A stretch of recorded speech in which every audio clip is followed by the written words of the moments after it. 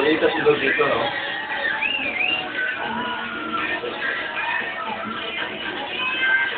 You wanna dance? Ha? Sabi ko, gusto ko ba sumayaw? Ngayon lang ako nakapunta sa lugar na to. Pasok po kayo. Di ba, dito nag-work si Zandy? Oo. Sunod yung Balita balita dito ngayon? Day off niya ngayon. Ikaw, friend ka ba niya? Mm. Matagal na ba?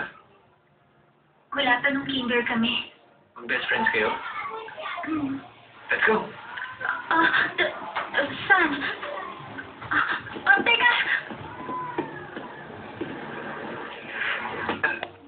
Kahit pa paano, mabigyan mo siya ng magandang advice. Importante sa mga mag-best friends ang kanilang opinion. Ano namang advice? Na maling taong sinasamahan ng kaibigan ko, ganun ba? Para hindi na masaktan, umiwas na lang at baka iwanan na lamang siya pagdating ng panahon. Take it easy. Relax ka lang.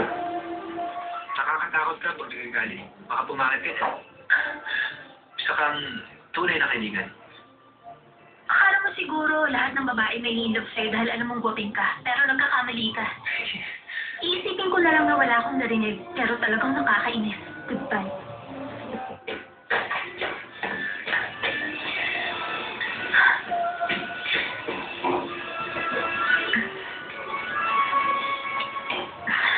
At para sabihin ko sa'yo, si Jumpio naman ang lumalapit kay Sandy at alam mo rin yon. Hindi naman siya pinangarap ng kaibigan ko na maging boyfriend eh. Babalik pa.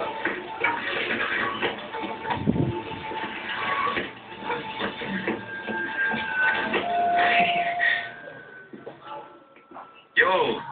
Jizung! Anong ginagawa mo ngayon? Ano bang ibig mong sabihin? Isang reason lang. Para sa babae. Kung bakit siya nagmamadaling umalis. Hindi ko alam. Siya naman ang type na hindi ko magugustuhan. Ano bang type niya? You know, maraming type na tulad niya. Maarte. Pero sa huli, bibigay rin ka. Boring na rin kasi sa akin yung gano'n eh.